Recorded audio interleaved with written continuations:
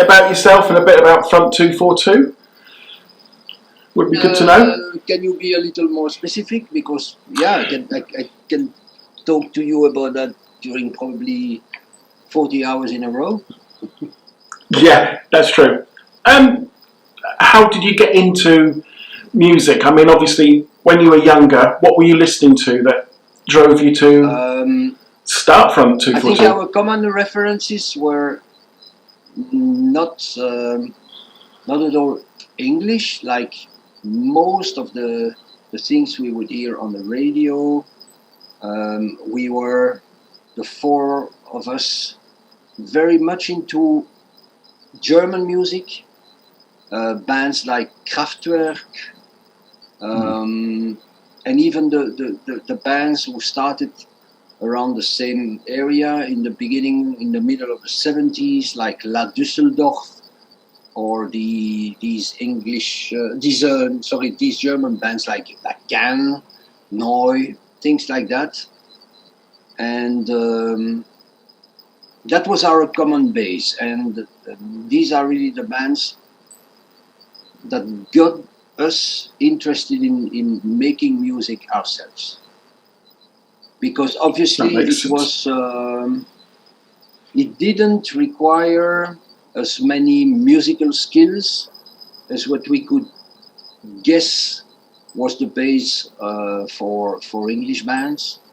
So the fact that this music, this German music, was based more on similar patterns, repeating over and over, being a little bit mesmerizing, like a sort of trance. We thought, okay, maybe we can start making music without having to develop a real musical background and musical skills as much as the English bands do. So I think that was probably one of the reasons why this music caught our ears, and we thought that's the kind of thing that we are able to do. But you did it in a, although you can hear slight influences, but you did it in a different way. You stood out. Yes and no, I'm not sure. We just, from the beginning, we wanted to make it quite simple, but because we were, at least, well, Daniel was not into sports, but the three others, we were active in a sport team, and we all said we could add this sort of physical dimension that very often is just not there on stage for most of these bands. And we thought, well, okay, what can we do? What's the way to show ourselves on stage with maybe a different way of moving? We had, of course, there was probably the first band that we thought was interesting for us was Deutsche Amerikanische Freundschaft, DAF. But at that time, the complete name, Deutsche Amerikanische Freundschaft, and Gabi singing and dancing like a madman. That was, we thought that could be that's Fat Gadget also. The performances were really, even if he was on the English side, but that was the kind of thing that we wanted to do. So we loved the music by Kraftwerk, and we thought, okay, the way they appear on stage, absolutely fantastic for what they are, but we don't want to show ourselves on stage like they do. Because they didn't move, did they? Not really. Sorry, say that again. They didn't move. No, they didn't move at all. But that was completely just okay. still. That was completely okay for the music they produced. They were, I think at some point in some of their videos and in some of their shows, they started to move, but they were sort of dancing. But I think they quickly realized that was not the right way of showing themselves. No, they were different in another way, weren't they? Or still are, I think. Yeah, they are. I have read some books about music. There are people pretending or writing that they were not the most original, they were not the most creative, but they were by far the most popular. And for the roads that they have paved for me, they are the absolute top. And they are all well, not all, because there are people who were not there from the beginning, but Ralf Utter and Florian Schneider, who sadly passed away. When was it? 1.5 years ago. Are above 70, but they are still there, and they are, for me, they are just geniuses. Yeah, definitely, without a doubt. So let's have a look. Today, you're obviously still going strong. You still headline. What keeps you so inspired to keep going as you do? Oh, it's I'm not sure that we are really inspired. We have been trying for years to make new songs. There will be a few new songs in the show, but basically what keeps us going is the fun. First it's the fun to be there together, and it's the fact that there are still organizers and audiences who want to see us perform live. I mean, it's we don't need that. I mean, I am not at all an addict. If tomorrow there is no interest from anybody, it would be completely okay for me to stop. I have other things to do in life that can bring me happiness, but maybe one of the most intense things that I have experienced in my life is the fact that I could be active in a band like that.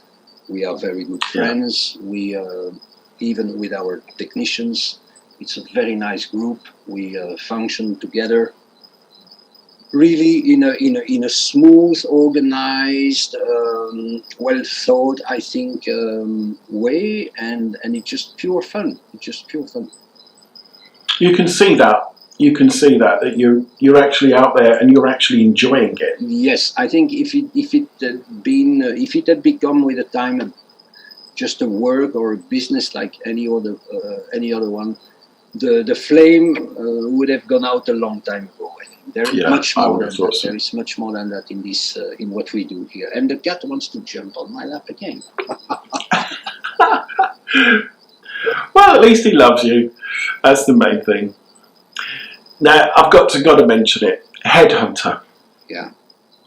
How did that become? Well, what do you think? How did it become such an iconic Front 242 song? I mean, it really is. You know what? When we did this album Front by Front, we had between 10 and 12 songs. And we never, in the band, envisioned that song as being the single for the campaign. It's our record company who said, they said, okay, that is going to be the one to become the headliner or whatever. We had a completely different idea, and they were completely right. Yeah, definitely. Also, to be honest, when we recorded it, when we played it live the first times, we thought, no. But in the long run, they were totally okay. They were totally right. And it's a song, the more we started to play it, the more we enjoyed playing it. In the beginning, it was just, no, just not a very good one. We had what we had in mind was much more a song like First In, First Out, or Until Death Us Do Part, and not at all Headhunter. So, but it was like that. It was like that. There are sometimes very strange things in life. it's very difficult when you create your stuff, you have your own idea, your own references, your own favorites.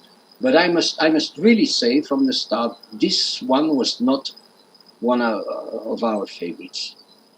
Yeah, incredible, isn't it? It's like that. And even the video. Yeah, but the video. That's because the record company said, okay, we want that song to become the headliner. We are going to hire Anton Corbijn, who was very famous at that time from previous works with great artists, and he just perfectly underlined everything that needed to be underlined. He brought our music into something visual that would make it work even better, because he had that vision. And while we were there, while he was filming and explaining us his ideas, we thought he's completely wrong. I mean, the joke about the fact that at some point we told him it was not just a joke. We told him seriously, Anton, are you sure you got the name of the song right? It's not Egg Hunter, it's Egg Hunter. And but he knew exactly what he was doing, and that was great. But that was sort of beyond our control, our what we could have imagined. But that's what's great. Sometimes I hate the idea of comparing ourselves to artists, because none of us claims the status of being an artist, but we all have our own favorite artists in other realms than music, especially in painting for myself. But the others, Patrick, it's more architects and things like that.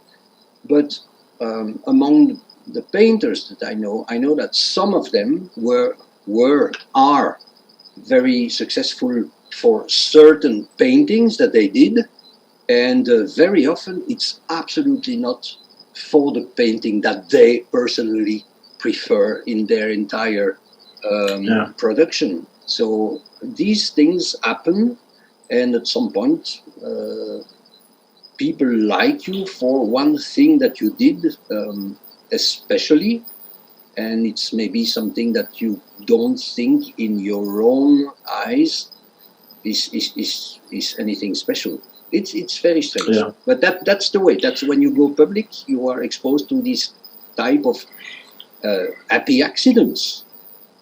Yeah, and it certainly wasn't it? Yeah, I mean, it was, definitely was. Yeah. You've only got to look at YouTube and see how many views it has, and it's like, wow. Well, yeah, and on the top of everything, I think now on YouTube we're getting close to 7 million, but there was a previous version of the song that was deleted because it was not promoted by the record company, and it had reached 26 millions already. So, in fact, the number of views on YouTube is much higher than what is stated today. It's really much higher. It is, but it is a brilliant song. I mean, there's no taking away. I don't agree, but if you say it, it's nice to hear. Yeah. I just explained why I don't really agree. But yeah, it's amazing. But we can see the difference in the audience when that song starts. There is really the tension in the venue is much higher. Yeah. Strange, isn't it? Yeah, strange and nice and. Nice in a way, isn't it? Of course it is. Yeah, it shows appreciation for what you've done, which is what you want. And we are very grateful for that. Yeah, exactly. What about the image? I mean, you've brought an image of the name Front 242 for a start. It seems somehow it's a very powerful name, and then you've got the image on stage that is very, very powerful. Even your photography, you see the pictures of you, and you're all standing there, and it's just always this iconic Front 242, unmistakable. It's you guys. You have this Who created that image? Whose idea was that? I think it was a common agreement that we would never go on stage dressed like, you know, normal people in daily clothing or whatever. We always wanted to a little bit to a little more strike the imagination and show ourselves more powerfully. And it's really from the beginning. Daniel and Patrick had studied visual arts, and they knew how to sort of make this sort of shine or appear. And then we started working with people, because for a while we could keep it within the band, and we are always very reluctant to give the control to people from the outside. But at some point we realized, okay, now we are focused on our music, and we cannot follow the development of the of image anymore. So, of course, working with Anton Corbijn was really interesting. Then for the T-shirts, for example, for the merchandising, we met a French creator called Auger. So the name, I forgot his first name, Etienne Auger. I'm sorry. If he listens to it, he's gonna kill me. Etienne Auger is just great. He makes great videos. Most of the videos that are played during our shows, he made them. He designed our T-shirts. So we had long talks with him. He understands the universe of the band, and he's absolutely perfect to translate it into images. So, but there are not that many people. Now we worked with other people recently also, with Etienne and other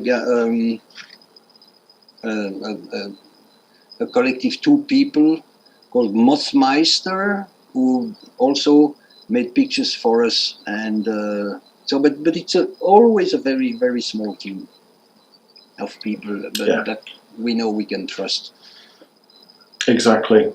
You need that. We need to sort of be a restricted team. It's very difficult to get in there, but as soon as we know we can trust people, then generally they are with us for a long time. Just like our technicians, the guy who does the lights, Chris Norens, he has been with us for more than 20 years. The guy who's going to do the sound, Jelle de Krok, also started working with us almost 20 years also. So it's really a team of people that we trust, and we don't need more. And they are really happy. No. You know that during 1.5 years we couldn't play, and they were really impatient. We are going to rehearse the beginning of next week, and everybody is really excited. We exchange messages between us. That's dozens every day, saying that we're gonna restart. It's gonna be great, and we are all impatient to start again. It's a really nice little team, very dynamic, very positive, and it's really nice to be in this kind of atmosphere. I was going to say, I assume that keeping that team for so long as well, everybody knows their place, everybody knows what needs to be done without anybody actually interjecting, saying, oh, you need to do this, you need to do that. Everybody already knows their place. They know what you guys want and need. Yes. And we can... We don't need to talk a lot. I'm gonna maybe talk a little more light. We trust each other, and we know that each of the guys in this little commando knows exactly what he has to do, and we know that we can trust each other. It's just an oiled. A well-oiled mechanic, and it's really nice to work this way. That's the best way to work, isn't it? Third attempt by the cat. to grab the attention? I don't know. I was away for 1 week, so I had some revenge to take, and he's so happy to be there. Yeah. Brilliant. So when you first started, did you expect that you'd still be going today? No, of course not. That's something. No. It's something that I realized a few weeks ago. 40 years ago, I said I think this band is going to be dead in 6 months. So I spent my entire life saying that for 40 years. This band is going to be over in 6 months, and then I spent 39 and a half years of my life having to state, well, no. Brilliant. That is brilliant. How do you work together to create music? Do you write the lyrics first? Do you do the music it's first? It's always the music that starts, and it generally starts with a bass line and the drums, and then the melodies come, and when it all's by itself without lyrics, then it's the time to write the lyrics, and then for Richard to add the vocal answers and to add the excitement to make it work and to be overexcited live, sort of. So yeah. It's always the same thing. We have tried because at some point we thought maybe we could do things exactly in reverse, starting with the vocals and going. No, but we are not musicians. We never wanted to be musicians, and we could never work that way. We tried to do everything in reverse. It never worked. It took us a lot of effort, and we didn't get anywhere. So we thought, okay, we have one way of making music, of making music, and we're gonna stick to that because. Yeah, that's it. Why change? It works. Yeah. So there's so many bands now in this EBM genre, yeah, and you can hear them all taking little influences from you guys. Do you find that kind of a praise? Personally, I have no real feeling about that. I don't really care. No. Sometimes I don't read magazines very often, and I rarely listen to music. Sometimes when I'm aware, somebody tells me, this band quoted you as an influence, I say, okay, maybe, yes, maybe not. It's not important. No. That's not a motivation. What I think about this kind of music when sometimes I go to festivals and I listen to these types of bands. Generally, what I think is that they sound very much the same. Not only between bands, but one band when they start playing, I think, okay, after 2 songs, I have the impression that I have heard everything. The third song is very close to the second, very close to the fourth, to the fifth, and so what I like is the people in this type of in this genre, in this niche, people who can make a difference, and there are not so many. I know Daniel Meyer, for example, the German guy from the band Outjob. I really like what he does. I think he makes a difference. There is a very funny, but at the same time very romantic band called Rummelsnuff that I really like also because on stage they are absolutely fantastic. And so I have maybe 3 or 4 bands that I think Covenant also is really good. The VNV Nation also very efficient. Yeah, I do like VNV Nation. Very well done. But I think that's almost it. I know that I'm aware of dozens maybe above 100 of other bands, but these are my favorites. But Yeah. No, that makes it's sense. very personal and subjective and completely irrational, of course. Yeah, and I guess that on the end, it's down to a personal. Yeah. Personal. Everything sounds different to everyone else, doesn't it? Yes, and also there are some of the people in this band. At some point, by coincidence, by chance, we just became friends. And of course, when you have a friend in a band, automatically you have a tendency to think, oh, this is nice to hear what he does. You have more, you are more open to their music, and so yes. it's that shows how subjective it can be. Yeah, without a doubt. You must have done so many live concerts, gigs. What's your most memorable? That's a hard one. Out of all the ones you've done, that's a lot. I want to. Here, I can only be sort of. I don't know if that word exists in English. Chauvinistic. Yes. Does that exist? I Yes. think playing in Brussels in this wonderful venue called the AB, and that is the shortening for Ancienne Belgique, Old Belgium, with our family, friends, people that we have known for more than 40 years.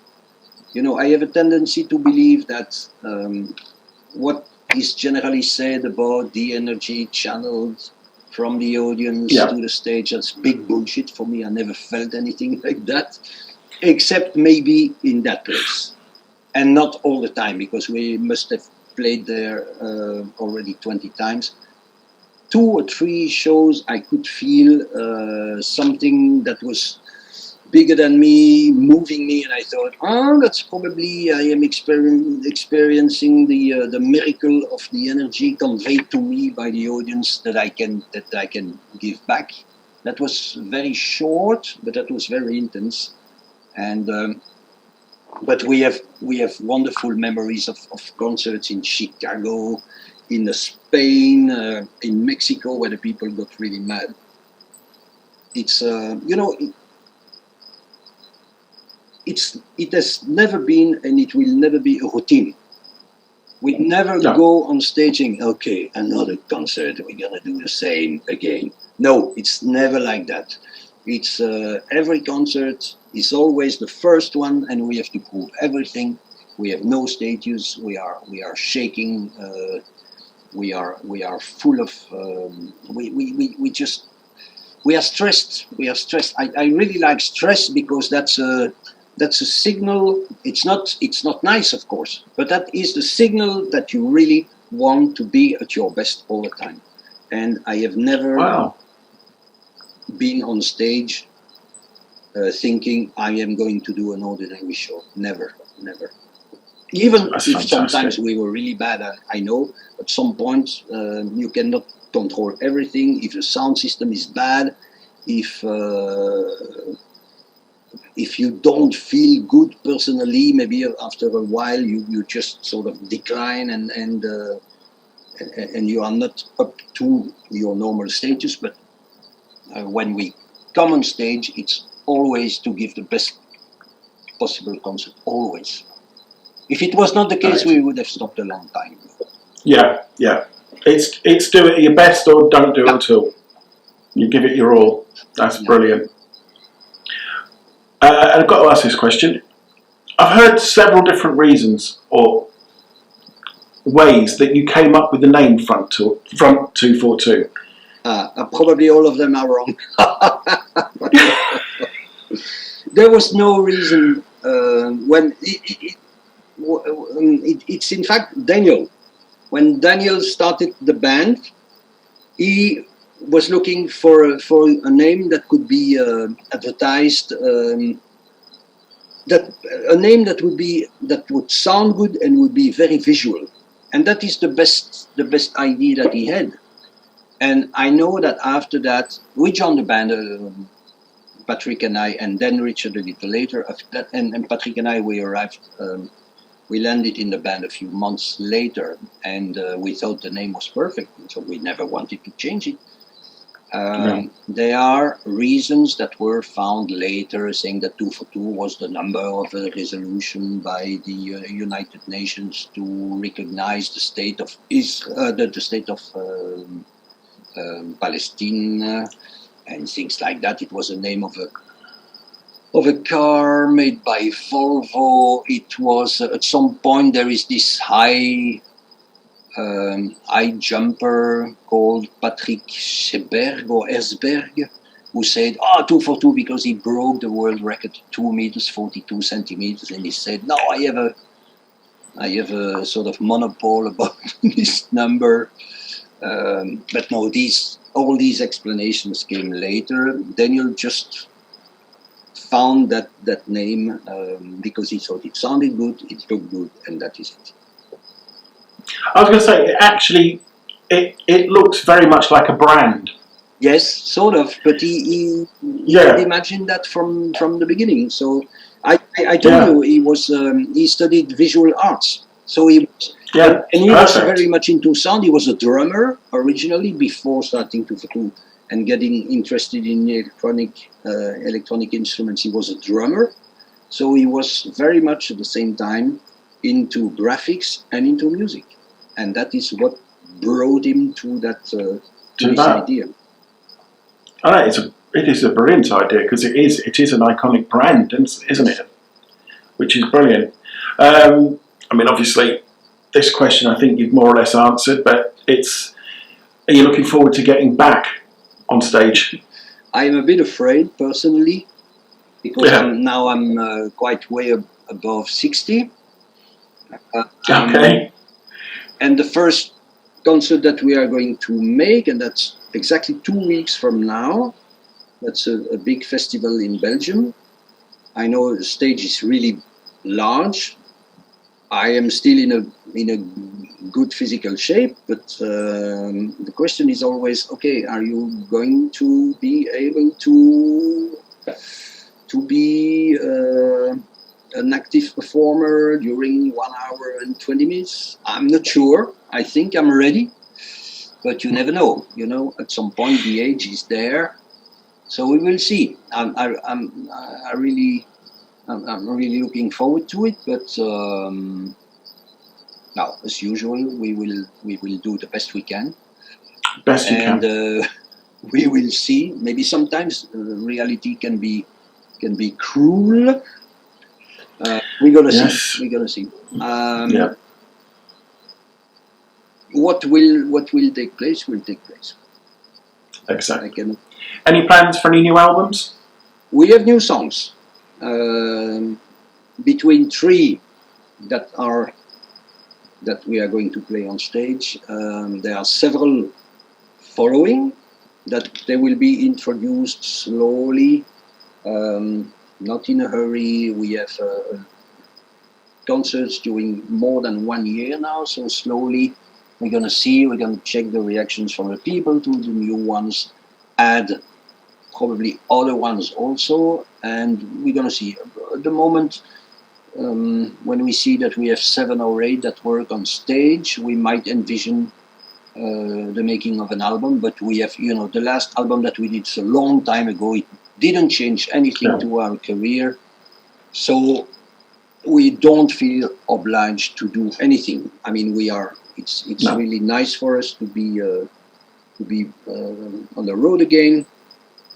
But when it comes to an album, okay, if we feel that the songs are good enough and we could do that, but there is absolutely no pressure.